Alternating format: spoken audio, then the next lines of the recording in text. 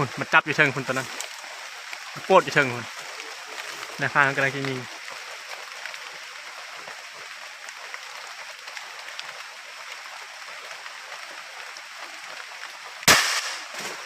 เรียบร้อยสูงมีเพียไก่ผู้แดงโอ้ตัวมังใหญ่หัวซักคนดุน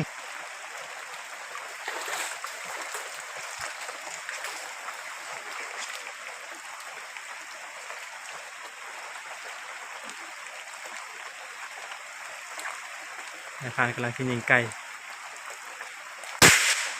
โบถือบลง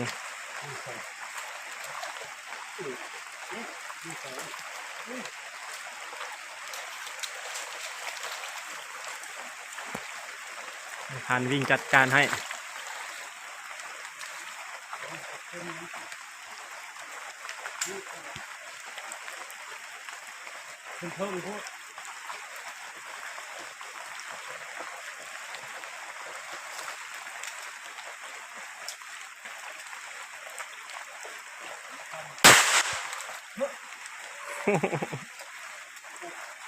คือชิบะกินมาแล้วตัวนี้เนาะ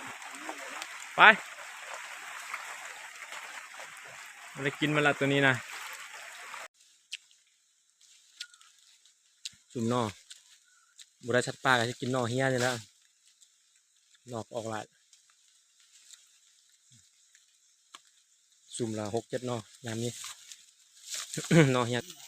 มกอใหญ่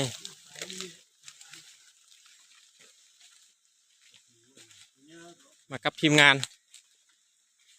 3 นายพราน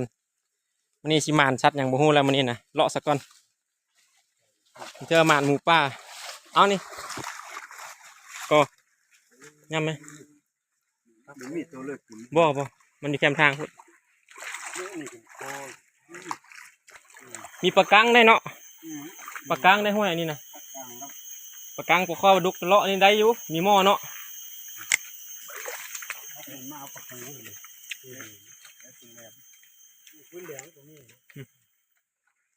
มันอยู่แคมทางต้นหมักบุมีตัวสัตว์กินก็คุยนะปากไว้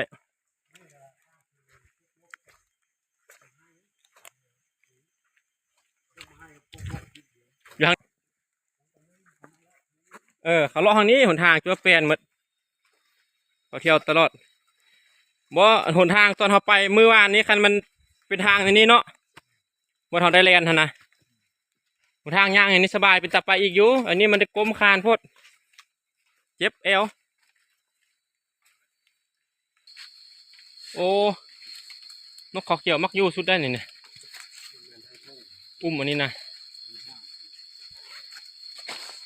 เห็นทางเขาขึ้นบ่พี่ทางนี้พี่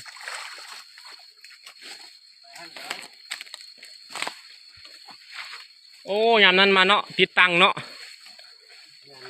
เดือน1 เดือน 2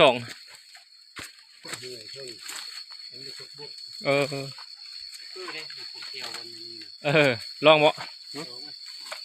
กินแต่นอเฮี้ยนนั่นแหละบ่ได้สัตว์กันได้มานี่ได้นกได้หนูกันครับนอเฮี้ยเต็มเลย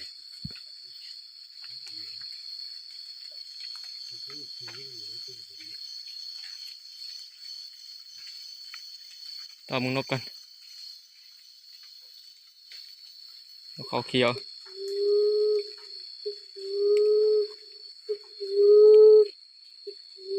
ตูมานำ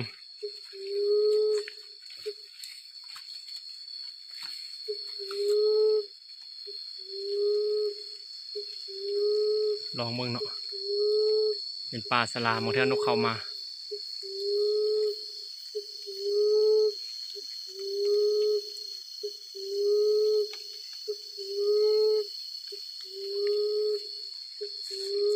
นางดักดูลองเบิ่งเท่าหมาน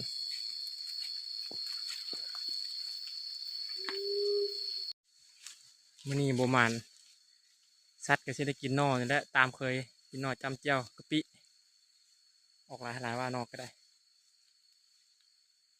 นอเฮียยามนี้ทำสิกิน ตัวละ10ละ20เนาะสุ่มนึงกับพอแห้งแกงอันนี้ยาวแล้วนอออกหลายขนาดทำให้กินเลยนอยามฝนต้นกล้วยเห็นหมักปีนิดนึงแล้วเนาะ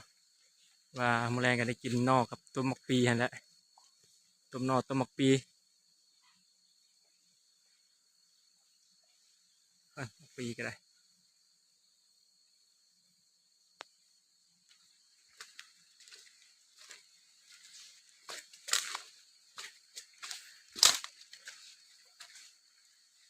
มาจึงเอานอหมักปีนั้นเนาะนอหมักใหญ่นึงเลยจะกินแกงหมักปีใส่ปลาแดกแล้วแมลงนะ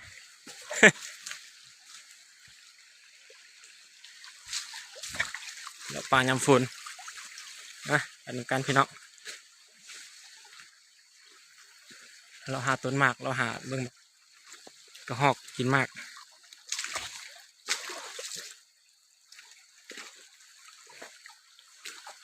ตามห้อง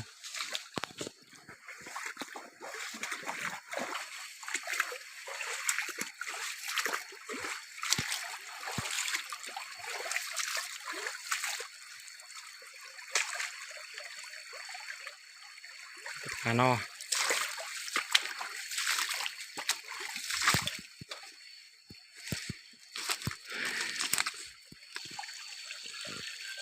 เห็นต้นมากแล้วจริง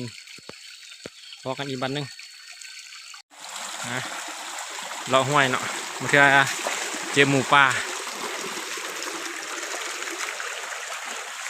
แต่ว่าห้องห้วยนี่สถานที่งามหลายทางขึ้นมาปลากล้วยเนาะ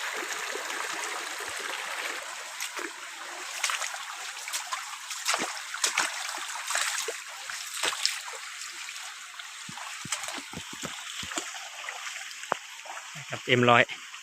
พายM100ออกล่ายามฝน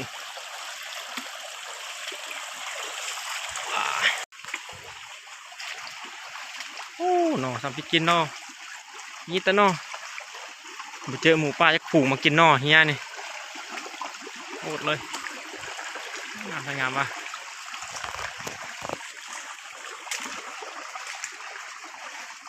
น้ำใสดีขนาด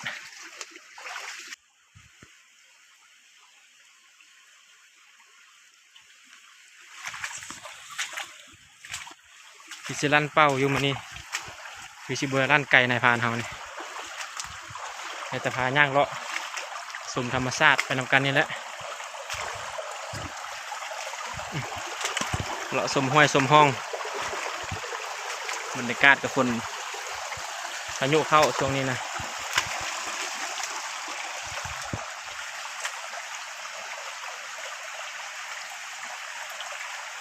ธรรมชาติสุ่มเฮียกันใหญ่ขนาดตะลำสำแข้ง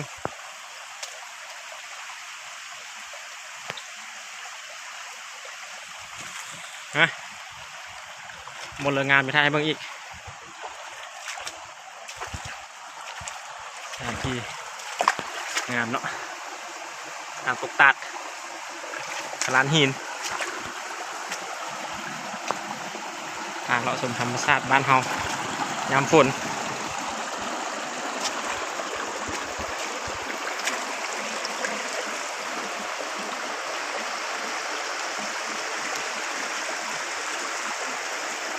สลามนี่คักขนาดเลย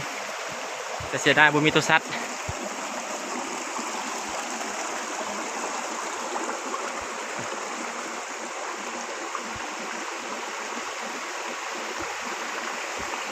ี่ยทางคนเจอน้ำตกตัด2,000ขึ้นไปถึงคนละนกเขาเขียวมักขนาดบ่อน้ำตกตัดอันนี้เนาะบ่แต่นกเขาเขียวและนกซานนกหางกับมักคือกัน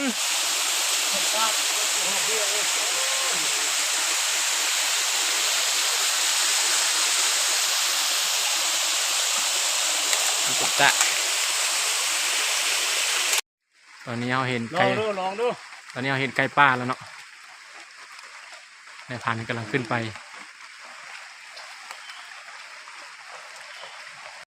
ตอนนี้นายพรานมันจะออกล่าแล้วล่ะเป็นเห็นไก่ผู้แดงกำลังที่นี่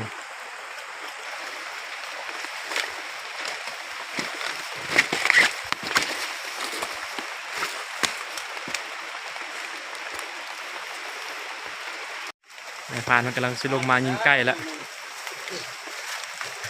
ไก่ผู้แดงได้2 ตัวแล้วตอนนี้นะหมาขนาด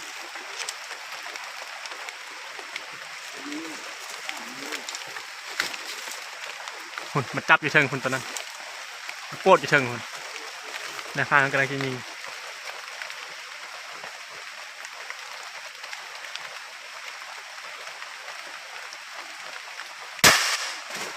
เรียบร้อย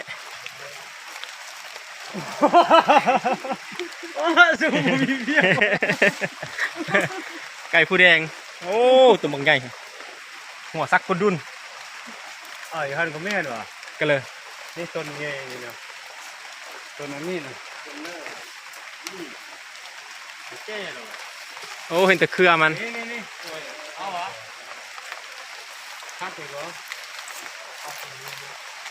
โอ้นี่ก็บักใหญ่คุณตัวนั้นน่ะเอาเนาะแดงกว่าปาดคุณเอารถหิ้วนักมือแล้วนะมันนี่นะหมานนะมันนี่นะคุณไก่ผู้แดง ตัวบักใหญ่บ่หมานก็กินไก่ผู้แดงนี่แหละมันนี่มาล่อป้าบ่หมานเด้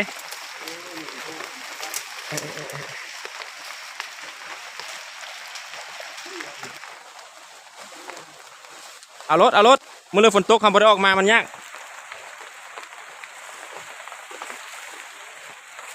มีแต่หาบไก่ผู้แดงนี่ละเมือนะนี่นะหาบไก่ผู้แดงนี่ละเมือมันนี่นะโอ้ไป3-4 แต้มละไก่ผู้แดงเต็มทงเอเละไก่ผู้แดง2 ทงย่างละอะไรที่ยิงอีกตัวนึงหุ่นอยู่ปลายหุ่นแดงกว่าปั๊บ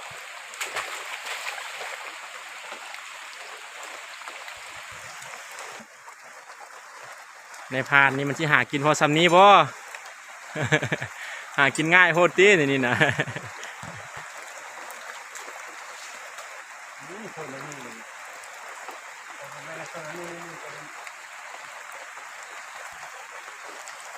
แนบเรา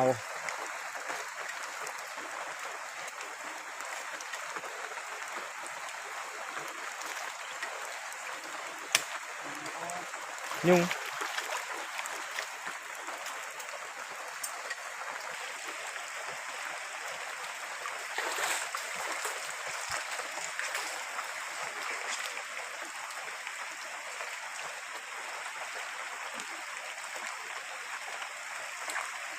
นายพรานกำลังที่ยิงไก่โบถือบลง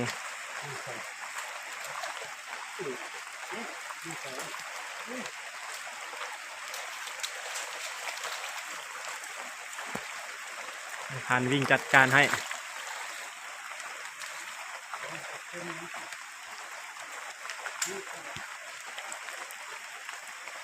เพิ่มพวก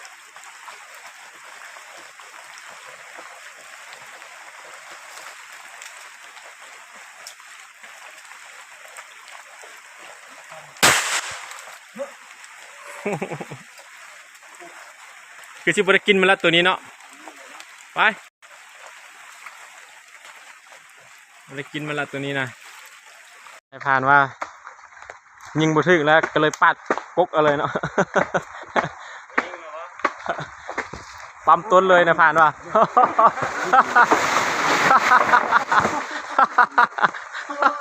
โอ้โจ้นายพรานว่ากินงามๆเลยมาท่ายิงเลยว่าเสียนายพรานว่ามดปุระลูกแล้วชีวิตของนายพรานหากินพอสำนี้แล้ววันนี้ฝนตกเนาะพอดีฝนตกเขาลงไปตอนนี้อยู่ได้ไม่ว่าคือการมัน